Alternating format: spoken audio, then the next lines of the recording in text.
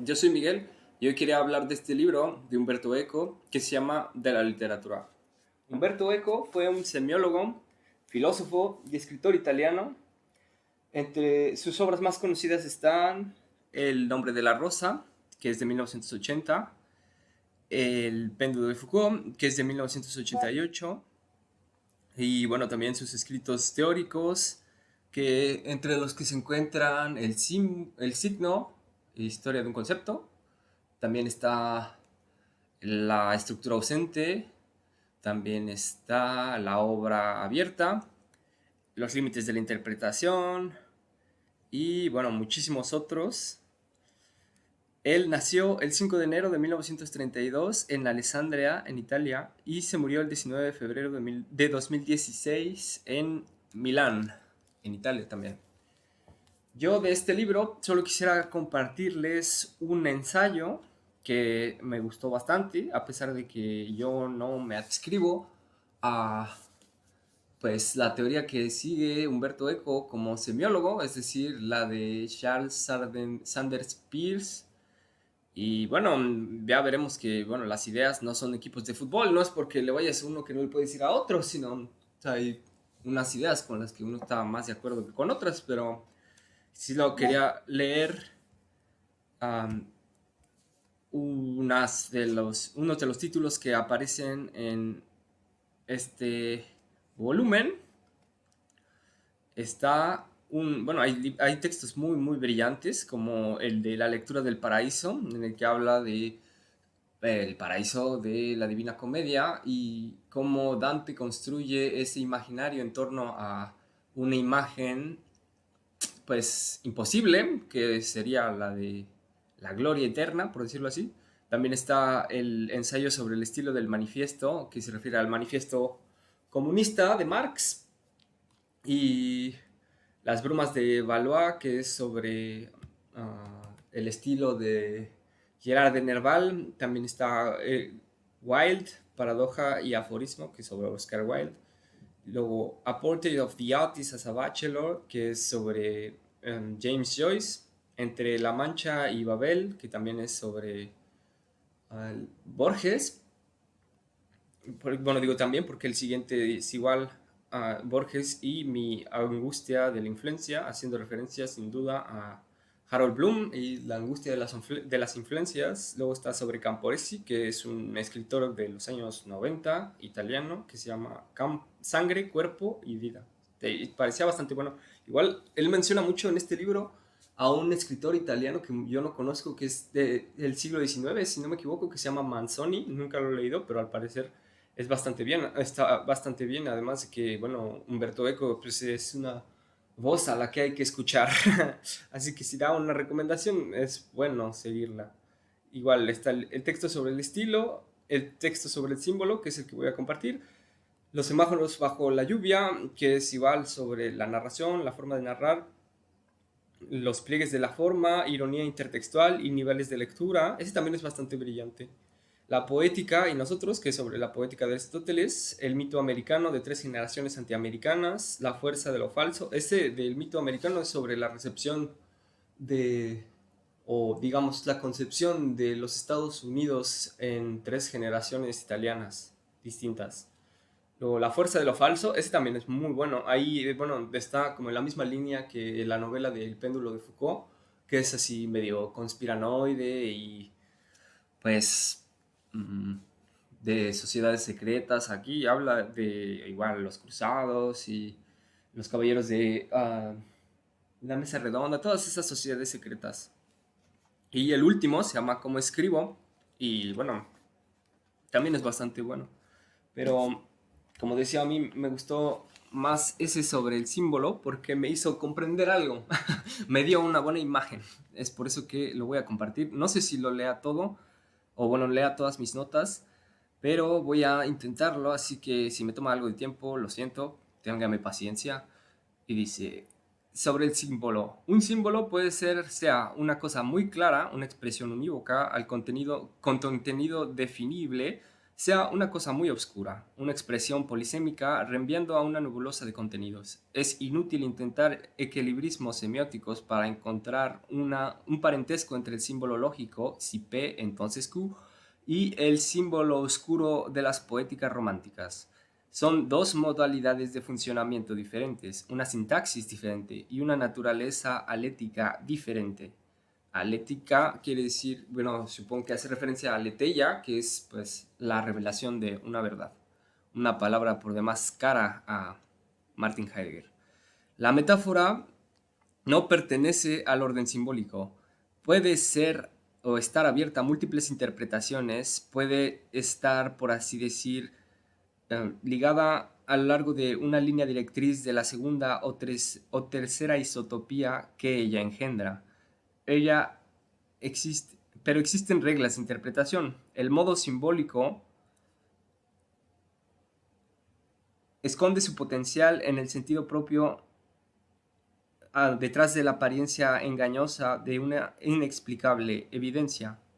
Con más razón, la alegoría no entra en el orden simbólico o de lo simbólico. Ella es decir, la alegoría es un doble sentido um, hilado que se sostiene no sobre la homonimia, sino sobre la codificación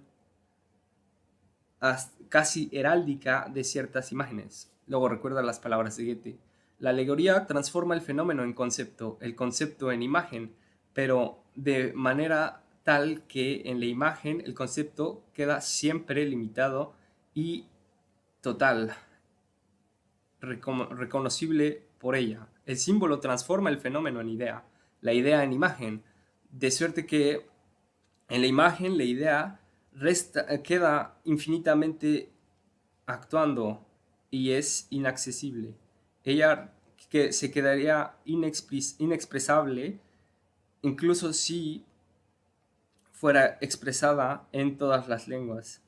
En el verdadero simbolismo, lo particular representa lo general, no como sueño o como sombra, sino como revelación viviente y, e instantánea de lo insondable. Para aceptar, hasta ahí Goethe, para aceptar el, la herencia neoplatónica del medioevo, no debemos, uno debe concebir, como lo hizo Denis el Areopagita, una idea de lo uno como insoldable y contradictorio a la divinidad, y contradictorio, donde la divinidad es dicha, una bruma muy luminosa del silencio que enseña misteriosamente tinieblas muy luminosas. El símbolo medieval es un medio de acceso a la divinidad, pero no es una epifanía de lo luminoso, no nos revela una verdad no pudiendo ser dicha más que en términos de mito y no en términos de discurso racional. Al contrario, o por otra parte, es el vestíbulo del discurso racional y su deber de rendir o de volver evidente al momento en el que aparece útil de manera didáctica y vestibularia su inadecuación, su destino, yo diría casi hegeliano, de estar obligada a un discurso racional. Siguiendo a Jung, fue el primero en explicarnos cómo, desde que las imágenes arquetípicas fascinan la imaginación del místico y lo mantienen o lo dirigen hacia una deriva infinita de sentidos, interviniendo una cualquiera autoridad religiosa para someterlos a una glosa, a un código, para volverlos o convertirlos en parábola. Entonces el objeto totémico se convierte en símbolo en el sentido más degenerado del término, aquel con el que nosotros llamamos símbolos los insignes o las insignias de los partidos políticos, sobre el que nosotros trazamos la X de nuestro consenso, Una idea de símbolo como aparición que nos reenvía a una realidad inexpresable en palabras, contradictoria, inasible, no se impone en Occidente más que en el momento de la difusión de los escritos herméticos, y eso pide o requiere un neoplatonismo muy fuerte. Pero desde que la emoción por las fulgurencias ofrecidas por el discurso obscuro de Hermes Trimegisto se convierte en una moda, un estilo, una koiné, aquí también emerge la voluntad, antes medieval y ahora hermética, de capturar el símbolo y de conferirle un sentido socializable. Y bueno, dice, en esta celebración de los símbolos de la época barroca se manifiesta siempre una voluntad dogmática de comentario, es decir, de desciframiento. Krishna nos recuerda que los jeroglifos o el jeroglifo es un símbolo de una cosa sagrada, y en este sentido todos los jeroglifos son símbolos, pero no a la inversa. Y que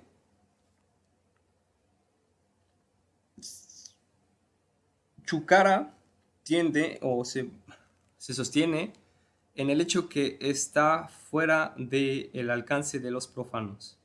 Es verdaderamente para la fascinación de las significaciones ocultas de la lengua arcaica de los egipcios que Krishna celebra en oposición al iconismo ligero y muy codificado de los chinos, donde cada ideograma corresponde a una idea precisa. Nuestra noción de lo simbólico se radicalizará solamente en un universo laico, donde el símbolo no debe más develar o esconder lo absoluto de las religiones, sino lo absoluto de la poesía. Pero en este estadio no existen más objetos que sean emblemas, figuras misteriosas, palabras aisladas que más que en sí mismos o por sí mismos, teniendo un valor simbólico. Incluso la flor de Mallarmé no es tal si ella no estuviera insertada en la estrategia de la página en blanco.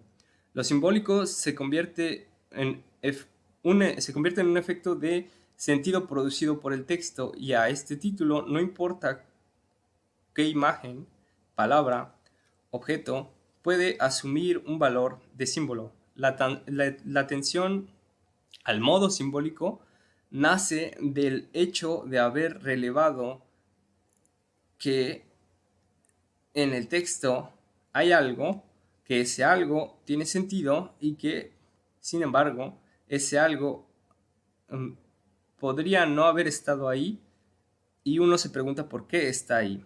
Ese algo no es una metáfora, porque si no hubiera ofendido el sentido común, habría corrupto o contaminado la pureza obtusa del grado cero de la escritura. Y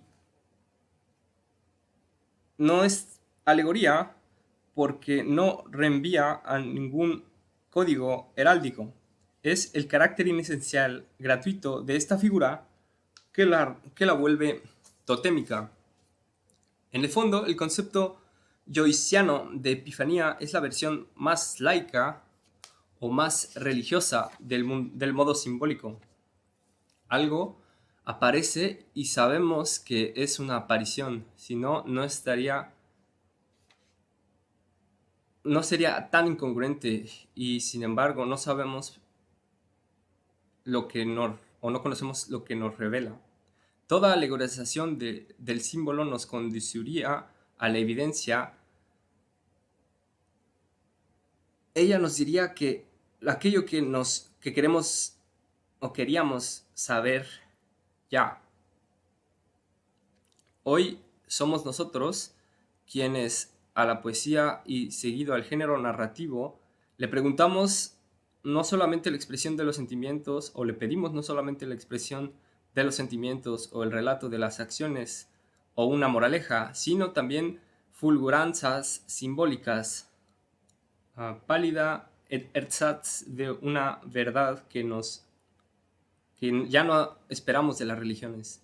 Es esta herejía contemporánea de la deconstrucción que actúa como si una divinidad o un inconsciente mm, malicioso o nos hiciera hablar solamente y siempre con un sentido um, detrás o un segundo sentido, y que todo lo que nosotros decimos fuese inesencial, porque lo esencial de nuestro discurso está en otra parte, en lo simbólico que seguido ignoramos. Ahí no hay regla reconocible, no hay deviación o desviación de la norma.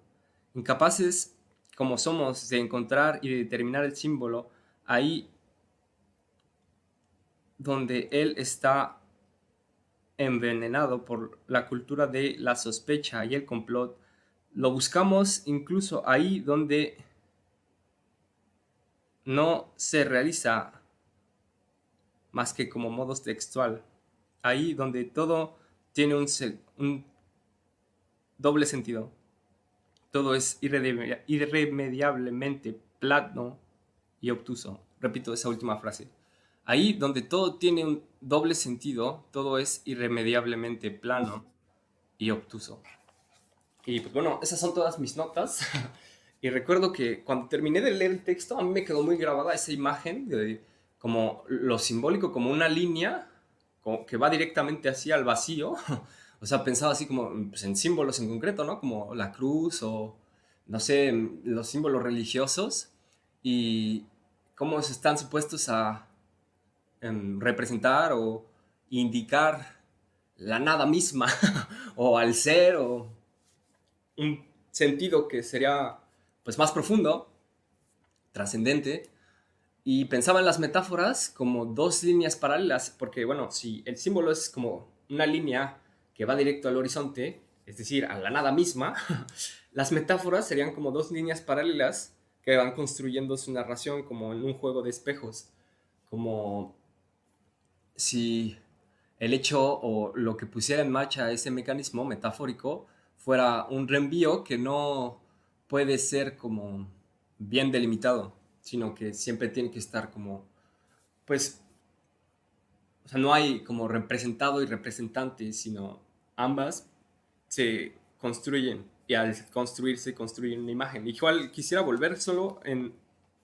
a verificar eso de la alegoría que decía Goethe, que es la alegoría transforma el fenómeno en concepto, el concepto en imagen, pero de manera tal que en la imagen el concepto queda siempre limitado y total y reconocible por ella. El símbolo transforma el fenómeno en idea. Eso ya lo había leído antes, de que la alegoría dice, transforma el fenómeno en concepto. Es como si las metáforas fueran a los conceptos lo que los símbolos son a las ideas. ¿Por qué? Porque las ideas son eternas y no cambian.